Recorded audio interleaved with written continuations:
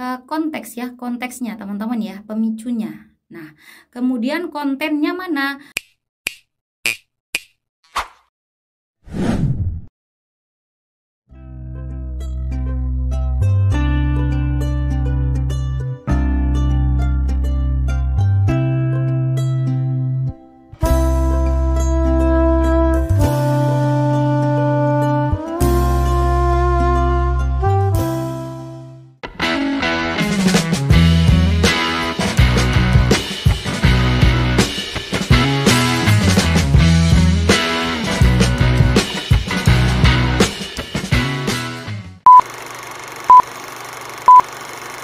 Assalamualaikum warahmatullahi wabarakatuh. Terima kasih karena kalian sudah klik video ini. Selamat datang di channel aku. Salam kenal, aku Lili Hernawati. Teman-teman, kali ini kita akan kembali membahas mengenai beberapa prediksi soal untuk seleksi P3K tahun 2023. Dan pada video kali ini saya akan membahas mengenai salah satu bocoran soal dari teman-teman kita yang sudah tes di tahun sebelumnya mengenai soal SKTT teman-teman ya, yaitu seleksi kompetensi teknis tambahan khususnya untuk teman-teman yang mendaftar di Kementerian Agama teman-teman ya. Tapi sebelum itu, buat teman-teman yang belum subscribe channel ini, yuk dukung Mimin dulu dengan klik tombol subscribe kalian. Dan jangan lupa untuk nyalakan juga tombol notifikasinya supaya teman-teman tidak ketinggalan info-info terbaru dari aku. Terima kasih. Oke teman-teman, seperti biasa ya, sebelum kita mulai ke prediksi soalnya, di sini saya mau bagikan info-info penting dulu teman-teman ya, terkait dengan SKTT di Kementerian Agama, yaitu seleksi kompetensi teknis tambahan teman-teman ya. Jadi di sini supaya lebih jelas teman-teman, supaya mungkin ada dari teman-teman kita yang belum tahu jadi tahu gitu teman-teman ya. Peserta yang telah mengikuti seleksi kompetensi CPPPK melalui CATBKN katanya ya, wajib mengikuti seleksi kompetensi teknis tambahan atau SKTT teman-teman ya, kecuali bagi mereka yang tidak hadir, yang tidak mengikuti CATBKN maka tidak bisa mengikuti CAT SKTT teman-teman ya. Dimana kenapa harus begitu teman-teman? Karena di sini poinnya sama-sama 50% teman-teman ya, 50% untuk CATBKN. Ini untuk kompetensi teknis saja teman-teman ya, kompetensi teknis saja ya, kompetensi teknis. Kemudian 50% lagi untuk yang SKTT teman-teman ya, SKTT. Seperti itu teman-teman ya. Jadi usahakan teman-teman ikut teman-teman. Lumayan ya untuk mengubah nilai teman-teman. Kemudian di sini saya akan sedikit jelaskan juga terkait dengan seleksi P3K 2023 di Kementerian Agama ini teman-teman ya. Di sini CATBKN kan ada 3 kemarin ya, kompetensi teknis, kemudian Mansos dan juga wawancara. Di mana Mansos ini PG-nya 117, kemudian wawancara ini PG-nya 24 teman-teman ya. Untuk teman-teman yang kategori khusus itu kan tidak dilihat teman-teman. Tapi untuk kategori umum ini sangat diperhatikan. Kemudian di sini seleksi kompetensi teknis akan ditambahkan ya, yang ini akan ditambahkan nih. Yang ini akan ditambah dengan CAT Kemenak teman-teman ya, seleksi kompetensi teknis tambahan berupa moderasi beragama. Nah, inilah yang akan kita bahas pada video kali ini teman-teman. Kemudian teman-teman saya ingatkan kembali mengenai 4 indikator dari moderasi beragama ya, sesuai dengan buku yang diterbitkan oleh Kementerian Agama teman-teman. Yang pertama, komitmen kebangsaan, penerimaan terhadap prinsip-prinsip berbangsa dan bernegara yang tertuang dalam Konstitusi Undang-Undang Dasar Negara Kesatuan Republik Indonesia tahun 1945 dan regulasi di bawahnya. Ini ada banyak ya teman-teman ya, luas sekali.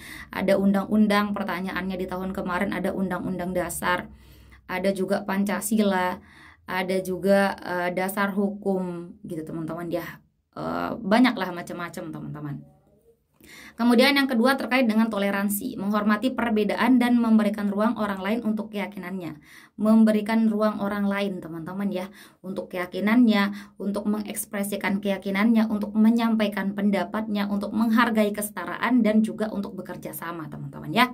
Jadi tidak boleh ada perbedaan antara orang yang satu dengan orang yang lain, seperti itu.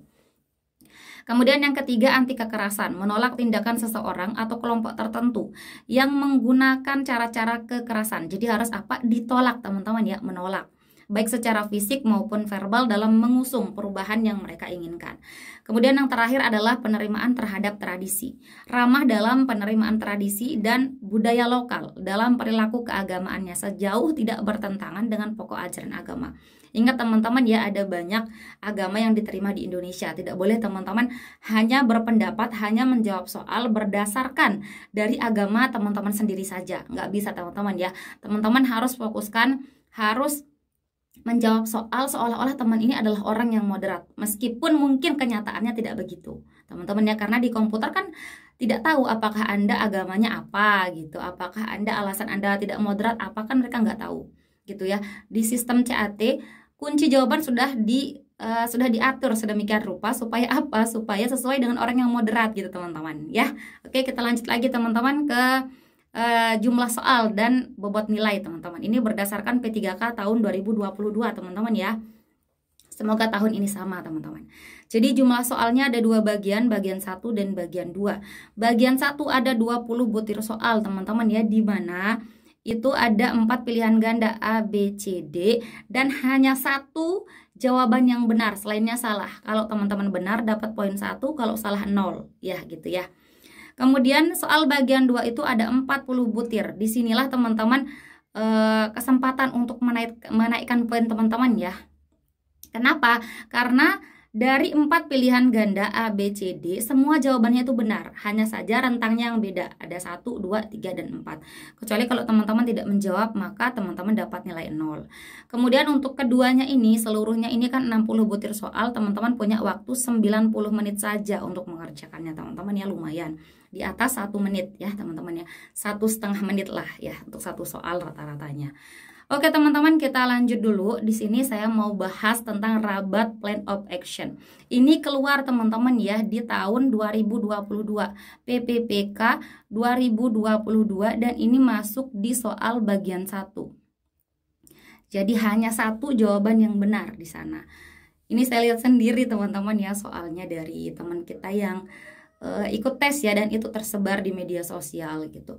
Saya kurang tahu apakah tahun ini akan dikeluarkan, karena pastinya dari Kemenak juga akan tahu ya kalau soal-soal mereka itu sudah tersebar. Jadi ya mau tidak mau ya kita harus belajar juga, meskipun nanti mungkin ada kejutan-kejutan yang wow dari Kemenak, kita nggak tahu. Yang penting kita sudah berusaha dengan maksimal teman-teman ya. Oke teman-teman, mengenai Rabat Plan of Action atau rencana aksi Rabat ya kalau di bahasa Indonesia kan, tapi lebih sering dikenal dengan Rabat Plan of Action. Di soal itu juga tertulisnya Rabat Plan of Action teman-teman ya, bukan rencana aksi Rabat, bukan. Nah, kita lihat di sini.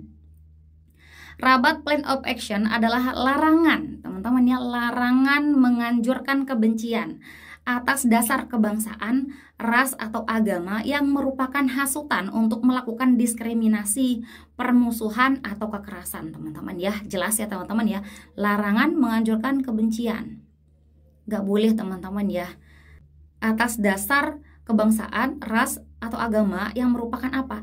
Hasutan teman-teman ya, hasutan untuk melakukan tindak diskriminasi, kemudian permusuhan, dan juga kekerasan. Oke teman-teman, di sini kita lihat ya, Rabat Plan of Action ini adalah hasil dari pertemuan OHCHR ya, atau singkatan dari Office of the High Commissioner for Human Rights. Nah, ini pertemuan dari Komisaris Tinggi Hak Asasi Manusia teman-teman yang diselenggarakan bulan Oktober tahun 2012. Nah, di sini kita lihat lagi teman-teman ya, Rabat Plan of Action memberikan panduan utama untuk membedakan teman-teman ya, membedakan antara kebebasan berekspresi dan hasutan untuk melakukan diskriminasi, permusuhan, dan kekerasan. Jadi jelas perbedaannya antara orang yang memang mau menghasut dengan orang yang berekspresi, bebas berekspresi teman-teman ya, beda gitu teman-teman. Jangan sampai dia berniat menghasut, kemudian alasannya adalah saya kan bebas mengekspresikan apa yang saya mau, apa yang menurut pendapat saya. Itu nggak boleh teman-teman ya, berbeda. Nah, kita lihat lagi di sini teman-teman, Rabat Plan of Action ini, rencana aksi mencakup serangkaian rekomendasi mengenai bagaimana para pemimpin dan pelaku agama dapat mencegah hasutan, kekerasan, dan berkontribusi terhadap perdamaian dan stabilitas.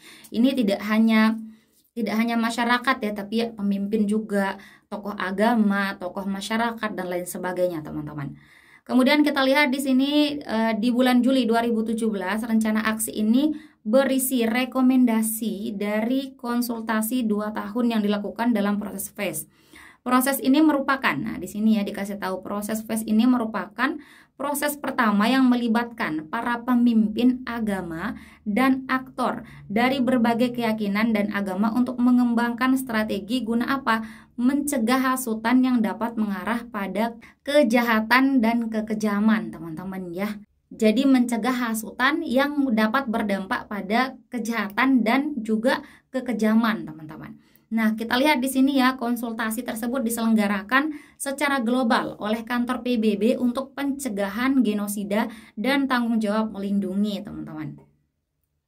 Pertemuan tersebut berlangsung antara bulan April tahun 2015 dan Desember 2016 dan mengumpulkan 232 pemimpin dan aktor agama dari 77 negara serta pejabat pemerintah, badan-badan PBB, organisasi masyarakat sipil, dan para ahli di bidang pencegahan konflik, pembangunan perdamaian, hak asasi manusia, dan pembangunan.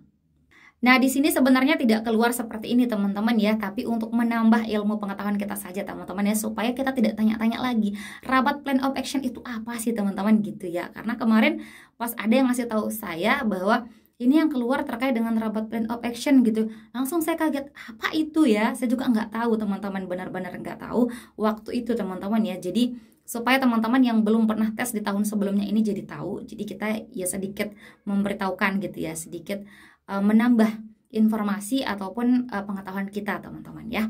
Oke, kita lanjut lagi, teman-teman.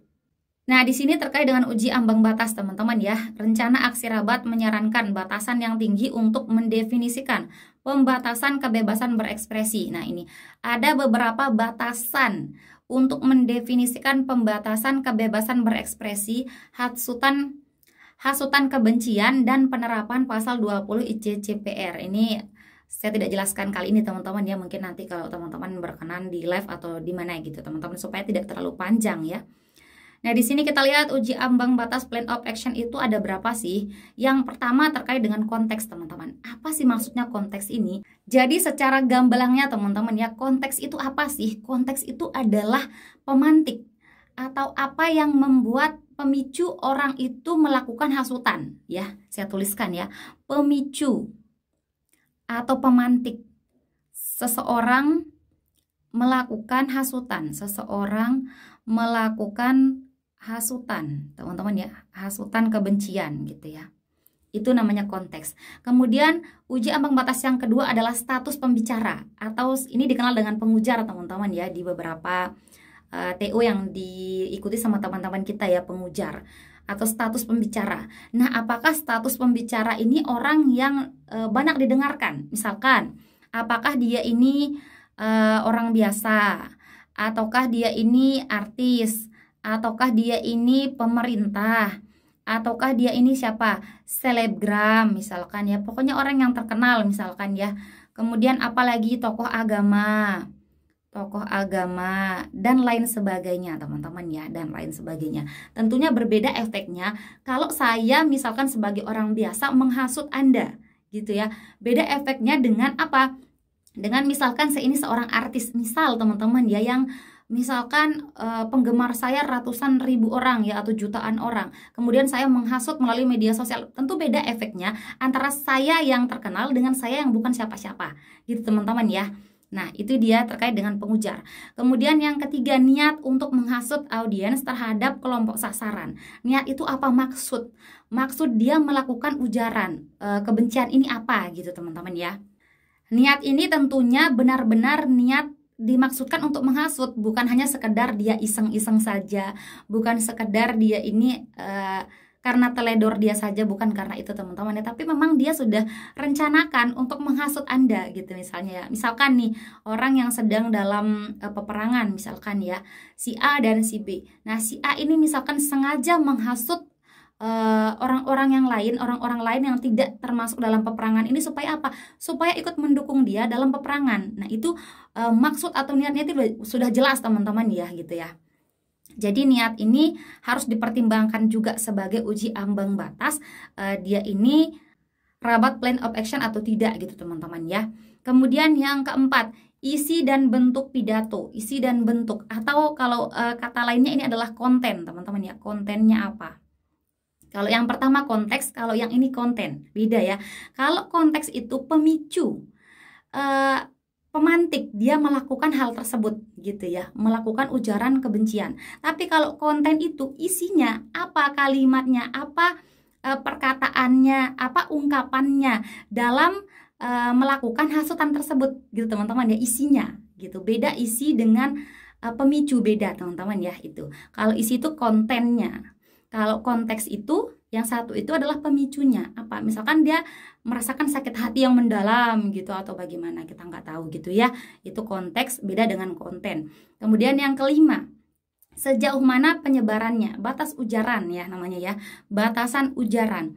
Kita lihat teman-teman, misalkan saya menghasut, janganlah saya ya, jangan saya, yang lain ya. Misalnya si A ya, menghasut melalui media sosial, tentu akan beda dengan dia menghasut langsung ke personal orangnya gitu ya. Karena apa? Karena batasannya itu berbeda. Misalkan nih teman-teman ya, orang yang A ada yang menghasut melalui apa? Selebaran misalkan ya, selebaran. Ada yang menghasut melalui apa namanya? Radio, ada yang menghasut melalui media sosial teman-teman ya, media sosial.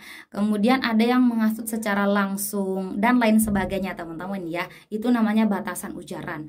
Kemudian yang keenam adalah kemungkinan terjadinya kerugian termasuk dampak yang akan terjadi gitu teman-teman ya. Sejauh mana misalkan hasutan itu berdampak pada kerugian-kerugian yang akan terjadi. Misalkan kalau yang tadi ya, dampak yang besar itu misalkan orang peperangan, itu kan dampak kerusakan itu besar gitu ya. Beda hasutan untuk peperangan dengan hasutan yang hanya sekedar antara tetangga dengan tetangga, beda ya. Mungkin kerugiannya lebih kecil teman-teman daripada orang yang perang, hasutan untuk perang gitu teman-teman. Oke teman-teman, ini dia 6 uji ambang batas plan of action ya. Semoga teman-teman memahami ke-6 uji ambang batas ini teman-teman.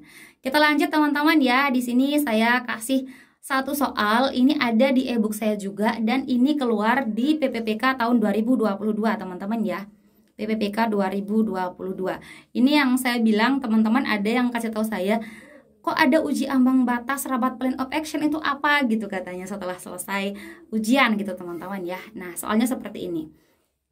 Berikut ini merupakan uji ambang rangsangan dari rabat plan of action, kecuali A. media, B. konteks, C. maksud, atau D. pengujar. Gimana teman-teman jawabannya? Pasti teman-teman sudah tahu kan sudah hafal tadi 6 uji ambang batas. Jadi uji ambang rangsangan dari rabat plan of action itu ada 6 teman-teman ya. Ada konteks, ada maksud, ada pengujar teman-teman ya. Ini maksud, ini niat ya, seperti yang tadi saya bilang ya, pengujar. Kemudian ada konten, isi dan bentuk teman-teman ya. Kemudian ada lagi kemungkinan. Kemudian ada lagi batasan ujaran teman-teman ya. Jadi yang bukan termasuk dari uji ambang rangsangan adalah yang A teman-teman ya, media gitu teman-teman. Oke teman-teman, kita next lagi ke soal yang berikutnya. Di media sosial, seorang remaja mengungkapkan kebenciannya terhadap temannya. Hal tersebut bermula saat ia kalah bermain game. Ujaran ini sempat menyinggung dan menjelekkan agama temannya. Berdasarkan informasi tersebut, jika kita menggunakan rabat plan of action untuk membahas kejadian ini, ambang rangsangan manakah yang dapat menjadi pertimbangan? A. Batas ujaran, kemungkinan, isi dan bentuk. B. Konteks, kemungkinan, pengujar. C. Konteks, pengujar dan maksud. Atau yang D. Isi dan bentuk, maksud dan batasan ujaran. Silahkan coba teman-teman pause dan coba dijawab.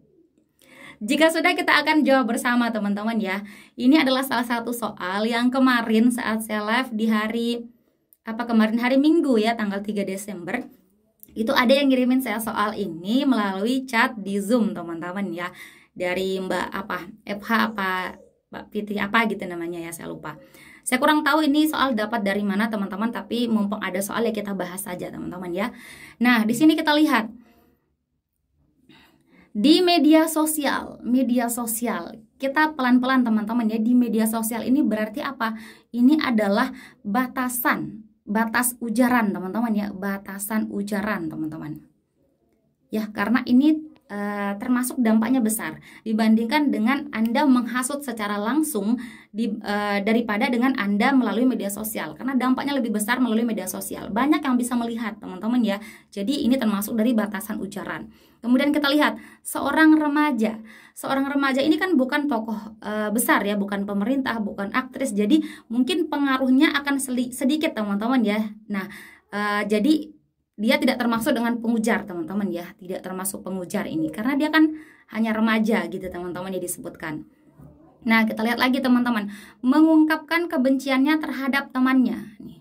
Mengungkapkan kebenciannya ini berarti apa? Konten teman-teman ya, konten, isi dan bentuk.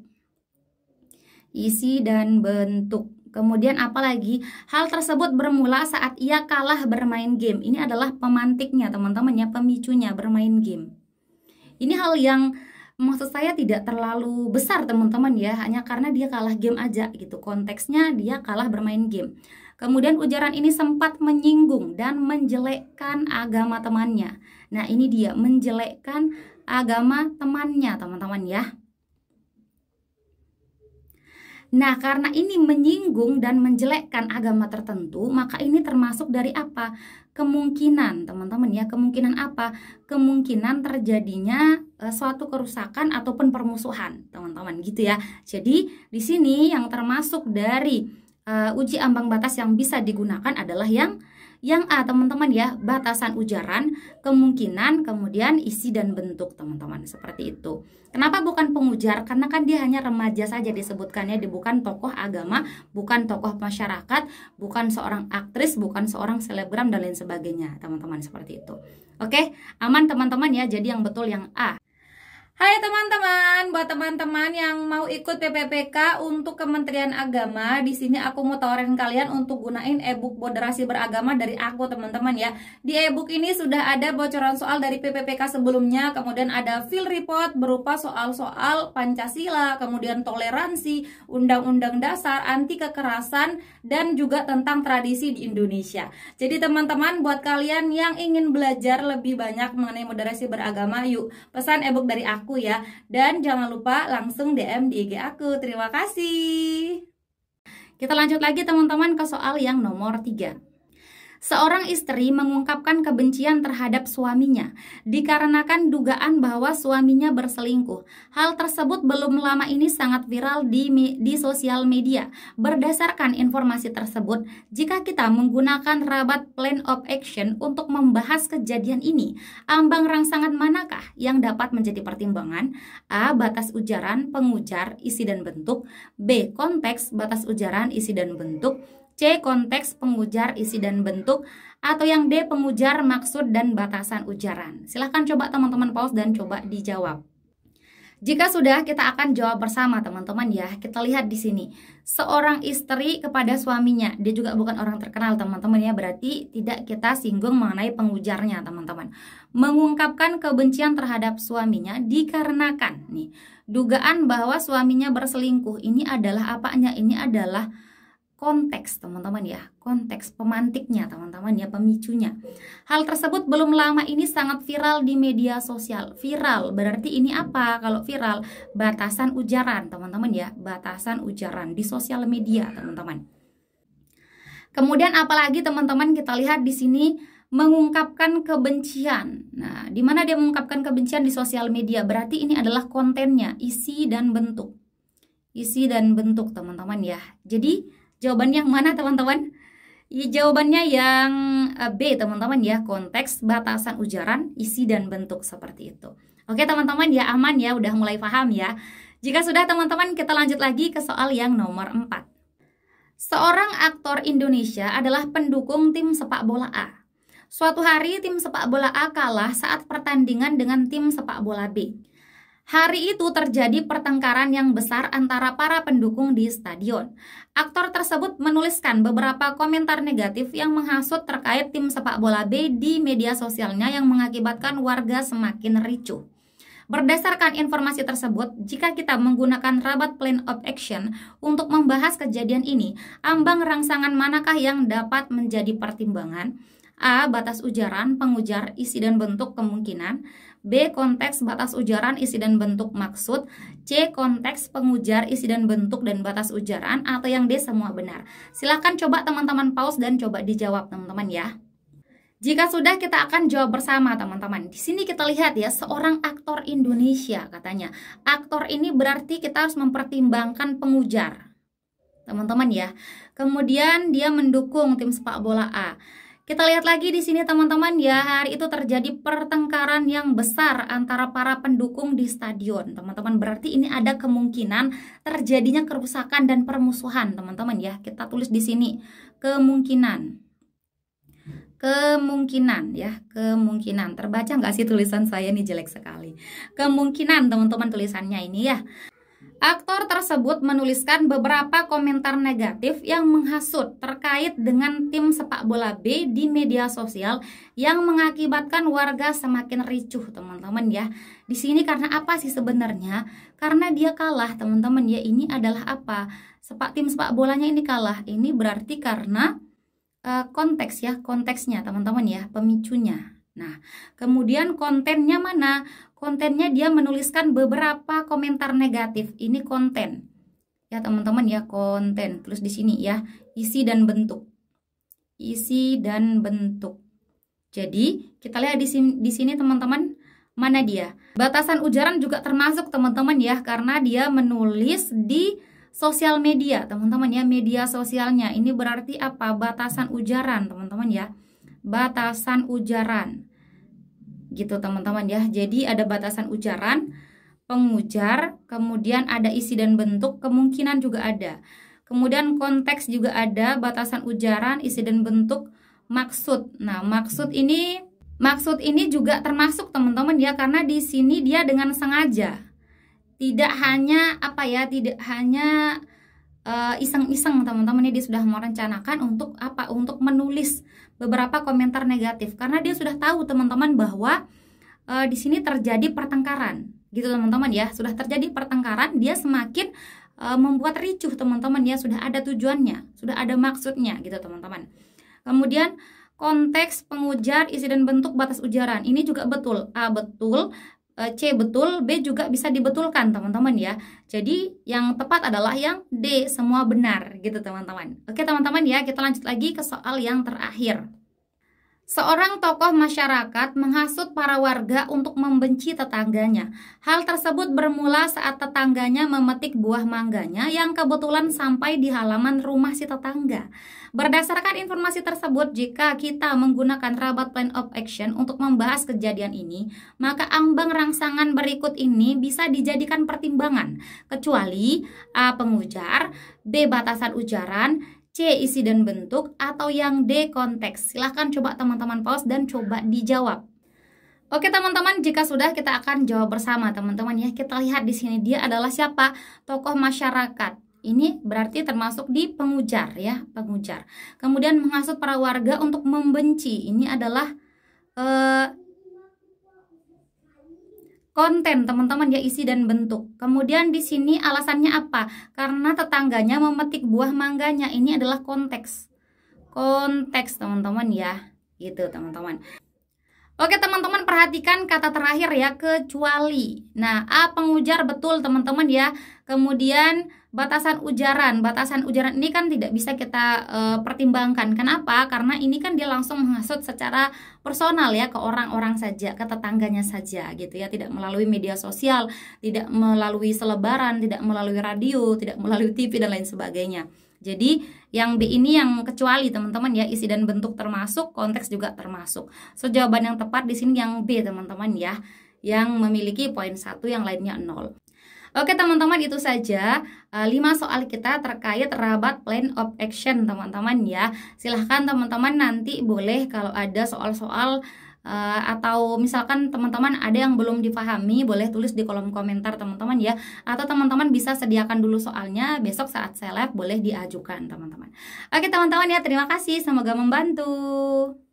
Hai teman-teman, buat kalian yang lagi cari e-book untuk persiapan PPPK tahun 2023, aku merekomendasikan kalian untuk pakai e-book dari aku ini teman-teman ya. Isinya sudah ada manajerial, sosial kultural, dan wawancara teman-teman. Sudah ada soal, kunci jawaban, dan juga pembahasannya. Ada bocoran soal PPPK tahun 2022, ada kisi-kisi beberapa kompetensi teknis, dan ada trik menjawab soal cepat. Jadi buat kalian yang lagi persiapan untuk menghadapi PPPK tahun 2023, aku saranin banget kalian untuk mempunyai e-book ini teman-teman. Langsung aja DM ke IG aku. Oke teman-teman, semoga sukses. Oke teman-teman, sekian dulu video kita kali ini. Terima kasih untuk partisipasi kalian dan terima kasih juga karena teman-teman sudah menonton video ini sampai akhir. Jika menurut kalian video ini bermanfaat, jangan lupa dukung Mimin dengan klik like, komen, subscribe, dan nyalain juga tombol loncengnya. Dan jangan lupa untuk share video ini ke teman-teman kalian yang lain supaya manfaatnya tidak berhenti di kalian. Oke teman-teman, terima kasih. See you next time and bye-bye. Assalamualaikum warahmatullahi wabarakatuh.